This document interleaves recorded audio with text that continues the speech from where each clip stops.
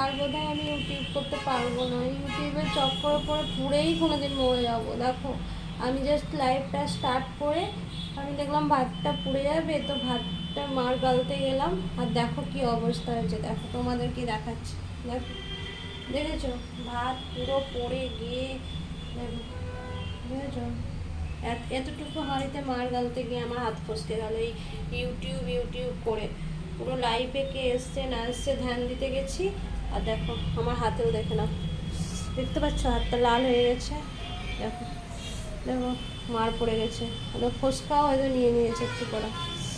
দেখো তো ইউটিউব থেকে কি পাবো আমি জানি না, কিন্তু এবার বুঝতে পারছি যে ইউটিউব থেকে পুড়ে আমার মানে পুরো শরীরে দাগ হয়ে যাবে, হয়তো পোড়াই হয়ে যাবো আমি একটা। ইউটিউব ইউটিউব করে তো মাথাতে সত্যি ঠিক মতো কাজ হচ্ছে না। না তো তোমরাই বলো, এইটুকু হাঁড়িতে ভাত নামাতে গিয়ে কে কেউ হাত কষতে যায় না, কারোর হাতে মার পড়ে যায়। যাই হোক আমি একটু হাতে জল নিই, বুঝেছো বাবা রে বাবা,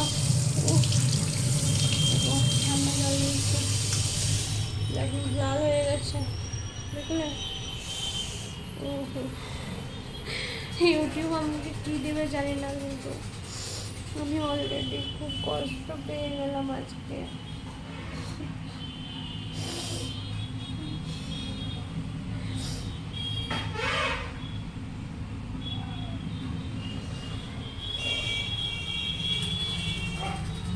মাগুর ভাতটা খুব নষ্ট হওয়াটা বড় ব্যাপার না বলো।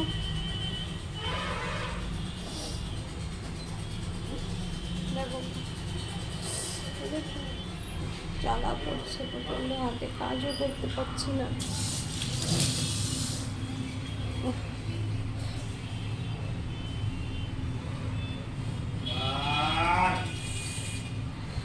একটু পর এসছে বকবে আমাকে, যদি এভাবে কাজ করতে লাগে তো বকবে পর।